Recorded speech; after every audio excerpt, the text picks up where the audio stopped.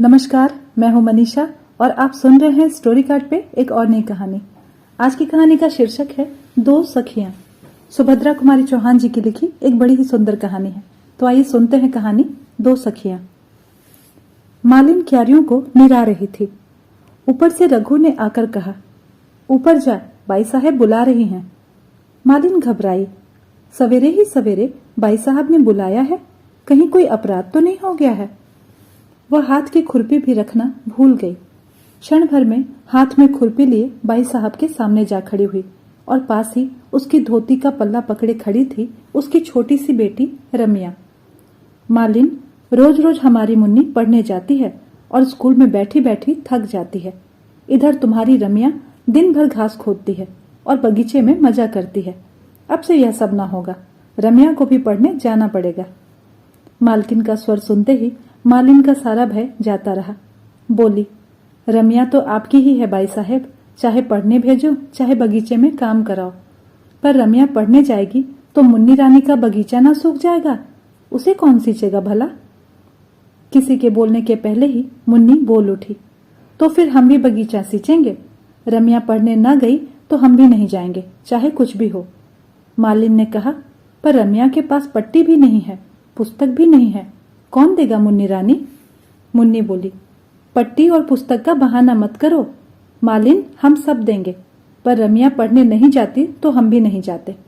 यह लो, कहती हुई पट्टी पुस्तक पटक कर मुन्निया भाग गई। माँ ने उसे पकड़ कर कहा, ठहर जा मुन्नी, रमिया भी जाएगी पढ़ने। पर मुन्नी तो किसी न किसी बहाने से पढ़ने ही नहीं जाना चाहती थी। मालिन के हाथ से खुरपी लेती हुई बोली, माँ, रमिया कैसे जाएगी पढ़ने, उसके पास साफ कपड़े कहाँ हैं। मैं अब बगीचे में काम करने जाती हूँ। और मुन्नी जीने से नीचे उतरने लगी। मुन्नी को आखिर पढ़ने के लिए जाना ही पड़ा। साथ में जबरदस्ती रमिया को भी जाना पड़ा। पट्टी पुस्तक घर में ही ढूंढकर दे दी गई। मुन्नी का ही एक पुराना फ्रॉक पहनकर रमिया पहले दिन स्कूल गई। धीरे धीरे दोनों में खूब मेल हो गया। अब वे स्कूल जाने से घबराती नहीं थी। दोनों साथ साथ स्कूल जाती, साथ लौटती और साथ साथ पढ़ती भी। अब मुन्नी को भी कोई शिकायत न थी कि वो मुफ्त में पढ़ने जाती है और रमिया दिन भर मजा करती है। दिन जाते जाते देर नहीं लगती। देखते ही देखते ये दोनों लड़कियां बड़ी हो गईं। जिस दिन से साथ साथ पढ़ने लगी थीं, उनमें सद्भावों के साथ साथ गाढ़ी मैत्री भी प्रकट हो गई थी।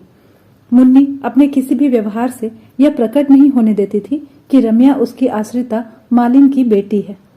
रात को रामी जरूर माँ के पास सोती थी, बाकी सारे दिन मुन्नी उसे नीचे आने ही नहीं देती थी। इसी साल दोनों ने मैट्रिक की परीक्षा दी है। मुन्नी के पिता मुन्नी के ब्याह की तैयारी में है, पर रामी की माता के सामने एक बड़ी समस्या थी। वह सोच रही थी कि रामी इतना पढ़ गई है, चाल ढाल बात व्यवहार से वह मुझ जैसी अनपढ़ की लड़की जान ही नहीं पड़ती। मैं इसका विवाह कैसे और कहाँ करूंगी। फिर वह सोचती कि कोई बात नहीं, मेरी रामी स्कूल की मास्टरनी बनेगी और तब रामी मुझे यह मालिन का काम नहीं करने देगी। तो क्या मैं अपने इतने अच्छे मालिक को छोड़कर चली जाऊंगी। यहाँ मेरी पूरी जिंदगी बीती है तो मैं मरूंगी भी यहीं पे।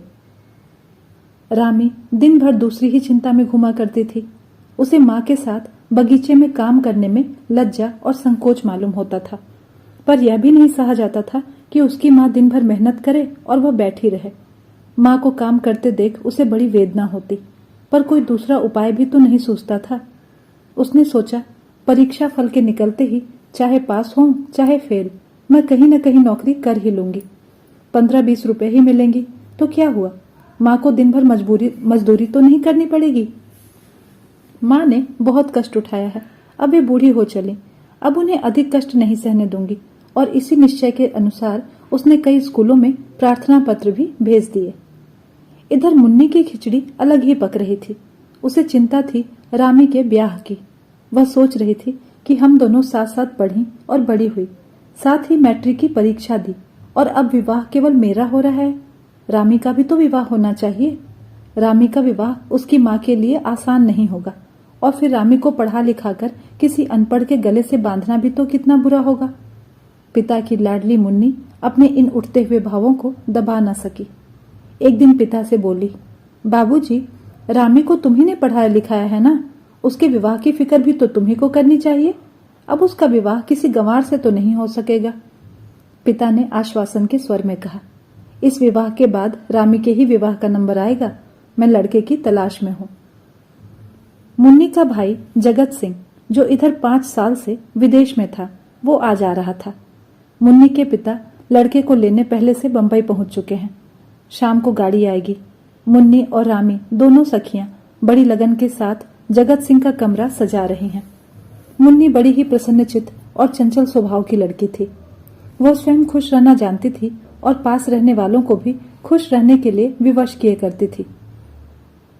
भाई की मेज पर एक सुंदर टेबल क्लॉथ बिछाते हुए मुन्नी बोली, देख रामी, मैंने तेरे विवाह के लिए भी पिताजी से कहा है।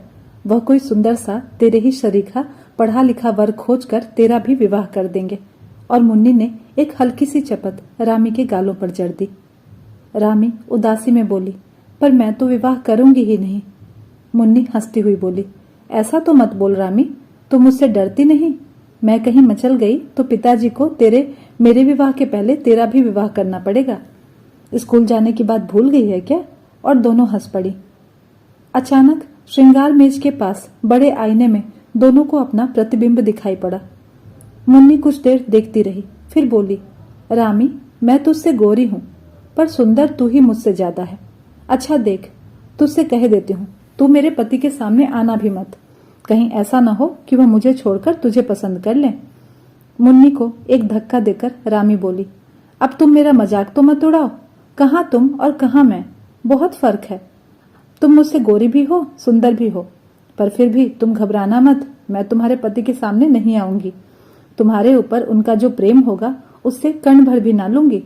अब खुश हुई? मुन्नी बोली, पर सुंदर मुझसे ज्यादा तू ही है। मेरा दिल कहता है और यह दर्पण भी कहता है। जी चाहता है इसे तोड़ दूं। फिर कुछ ठहर कर बोली, अच्छा भैया को आने दो। जिसे सुंदर कहेंगे बस वही सुंदर, ठीक है ना? और फिर चाहे बंदर को भी सुंदर कह दें, रामी ने कहा और एक फूलदान में फूल सजाने लगी। दोनों हाथ रामी की पीठ पर धम से पटकते हुए मुन्नी बोली, पर यहाँ बंदर कौन है, तू कि मैं? बोलना। रामी ने कहा, न तुम और न मैं, पर कहीं से वे किसी तीसरे को ही सुंदर बता दिए तो? जगत सिंह को लेने उनके पिता, मुन्नी और बहुत से लोग स्टेशन जा पहुंचे। घर आए। बहुत देर तक घर में चहल पहल मची रही। जगत कुछ अस्वस्थ था। सबसे विदा लेकर वह सोने के लिए अपने कमरे में आया। कपड़े उतार कर वह लेट गया। वह सचमुच थका हुआ था, किंतु एक ही मिनट के बाद आंधी के झोंके की तरह दोनों दरवाजों को फटाफट खोलती हुई मुन्नी आ पहुंची। एक हाथ से वह रामी को घसीटती हुई ला रही थी। वह बोली, भैया, सोने से पहले तुम्हें एक बात का फैसला करना है। सच सच कहना, मैं ज्यादा सुंदर हूं कि नहीं? किया। जगत हंस पड़ा, बोला, मुन्नी, तू अभी तक मेरी बच्ची ही है। जा, मुझे सोने दे, मैं थक गया हूं। और वह कड़वट बदल कर सो गया। भैया, तुम अभी तक बड़े खराब हो, कहती हुई मुन्नी रूठ कर चली गई। किंतु इसके बाद जगत सो नहीं सका। उसके सामने रह रहकर शर्माई हुई रामी का चित्र आ जाता था। वह यही निर्णय नहीं कर पा रहा था कि यह लड़की है कौन। कौन है विवाह में? दूर दूर के बहुत से संबंधी रिश्तेदार सब आए हैं। समझ में नहीं आ रहा। मुमकिन है उन्हीं में से किसी की लड़की हो, पर इसे तो जगत ने कभी देखा ही नहीं, या कभी देखा है शायद। चेहरा कुछ पहचाना हुआ तो लगता है। जिस बात का उत्तर वह मुन्नी को नहीं दे सका था, वही उत्तर बराबर उसके दिमाग में चक्कर काट रहा था। कितनी सुंदर लड़की है। सुबह 6 भी नहीं बज पाए थे कि मुन्नी के उधम के मारे जगत का सोना मुश्किल हो गया। जगत उठकर बैठ गया। मुन्नी से बोला, मुन्नी, जरा गंभीर बनो बहन, अब तेरी शादी होने वाली है। जगत की दृष्टि दरवाजे की ओर गई। 2 सुकुमार पैर दरवाजे की ओट में ठिठक गए थे। मुन्नी ने जैसे जगत की बात सुनी ही नहीं और बोली, भैया देखो, रामी अब तुमसे शर्माती है, आती नहीं अंदर। वह देखो वहां खड़ी है। और एक बार भैया, तुम्हें याद है ना कि वह कितना मछली थी कि तुम्ही से शादी करेगी? और फिर जब तुमने कहा कि तुमने शादी कर ली और इसे 2 पैसे दिए, तब कहीं जाकर यह मानी थी। मुन्नी एक सांस में यह सब कहकर हंस पड़ी। जगत चौंक पड़ा। तो यह रामी है? आओ रामी, अंदर आ जाओ, वहां क्यों खड़ी हो? चाहे तो 2 पैसे और ले लो। कहकर वह हंस पड़ा। रामी लाज और संकोच में सिमटी हुई सी भीतर आई, पर वह खुलकर जगत से बातचीत न कर सकी। न जाने कहाँ की लज्जा ने उसकी जबान पर ताले डाल दिए थे। वह चुपचाप खड़ी रही। जगत ने उससे बोलने की बहुत कोशिश की, पर उसका सिर नीचे से ऊपर न उठा। जगत ने कहा, लो तुम मत बोलो, मैं तो जाता हूं। मुन्नी की समझ में नहीं आया कि आखिर जगत भैया से रामी इतना क्यों शर्माती है। उसने रूठ कर कहा, जा, तू बड़ी खराब है रामी, तूने मेरे जगत भैया का अपमान किया है। तू उनसे बोली तक नहीं, मैं भी तुमसे बात नहीं करूंगी। रामी ने नम्रता से कहा, नहीं बहन, मेरी अपमान करने की नीयत नहीं थी। तुमने छुटपन की ऐसी बात कह दी जिससे शर्म के मारे मैं मरी जा रही थी। फिर कैसे बोलती। और दोनों सखियों में उस समय मेल भी हो गया। उसी दिन लड़कियों का रिजल्ट निकला। दोनों पास थी, मुन्नी 2nd डिवीजन में और रामी 1st में। मुन्नी ने इससे कुछ भी बुरा नहीं माना। वह रामी के पास आकर उससे लिपट कर बोली, देख रामी, तुम सभी बातों में मुझसे आगे बढ़ती है। मैं 2nd में पास हुई हूं और तू 1st में। यह ठीक नहीं है। तुझे तो मेरे साथ साथ चलना चाहिए। रामी ने कहा, सभी बातों में नहीं बढ़ रही हूं, विवाह तुम्हारा ही पहले हो रहा है। कौन जाने तू इसमें भी मुझसे आगे बढ़ जाए। कहती हुई मुन्नी भाग गई। रामी जगत के कमरे से फूलदान लेकर बाहर ही आ रही थी कि इतने में वह वहां पहुंच गया। वह कई दिनों से रामी से एकांत में कुछ बात करना चाहता था। उसने रामी का हाथ पकड़कर अंदर खींच लिया और बोला, रामी ठहरो, मुझे तुमसे कुछ बातें करनी है। रामी घबरा गई, इधर उधर देखती हुई बोली, आप मेरा हाथ छोड़ दीजिए, कोई देख लेगा। जगत बोला, पर तुम ठहरोगी, जाओगी तो नहीं। रामी का स्वर कांप रहा था। वह बोली, ठहरूंगी, पर पहले आप मेरा हाथ तो छोड़ दीजिए। रामी का हाथ छोड़ जगत दरवाजे के पास रास्ता रोककर खड़ा हो गया और बोला, रामी, मेरे पास भूमिका बांधने का समय नहीं है। मैं तुमसे विवाह करना चाहता हूं, तुम्हें स्वीकार है। रामी कांप उठी। उसने कहा, पर यह कैसे हो सकता है। मैं मालिन की लड़की हूं और आप क्षत्रिय। फिक्र मत करो, मैं केवल तुम्हारी राय जानना चाहता हूं। अब रामी बोले कैसे। सिर नीचा करके वह खड़ी रही, पर अनुभवहीन जगत क्या जाने कि यह मौन स्वीकृति का सूचक है। वह अधीर होकर बोले, रामी उत्तर दो, हाँ या ना। मैं तुम्हारे मुंह से सुनना चाहता हूं। तुम खुशी से स्वीकार कर लोगी तो ठीक है, इनकार करोगी तो मैं तुम पर किसी प्रकार का दबाव नहीं डालूंगा। सच्चे आदमी की तरह मैं तुमसे पूछता हूं, क्योंकि मैं तुमसे विवाह करना चाहता हूं, पर तुम्हारी अनुमति से, तुम्हारी इच्छा के विरुद्ध नहीं। रामी फिर चुप। जगत से अब रहा नहीं गया। उसने फिर रामी का हाथ पकड़ लिया और बोला, रामी, मेरा भविष्य तुम्हारे उत्तर पर निर्भर है।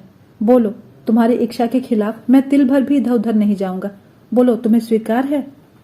मैं बहुत पहले ही स्वीकार कर चुकी हूं। कहती हुई हाथ छुड़ाकर रामी भाग गई और सीधी जाकर अपनी मां की खाट पर लेट गई। उसने मन ही मन कहा, रामी के चंडी ठाकुर, तुम ही रामी को भुला देते तो रामी का दुनिया में कौन रह जाता। जगत ने अपना निश्चय पिता से कहा। पिता के पास काफी रुपया था। रुपयों का उन्हें कोई लोभ नहीं था। फिर वे स्वयं रामी को भी बहुत चाहते थे।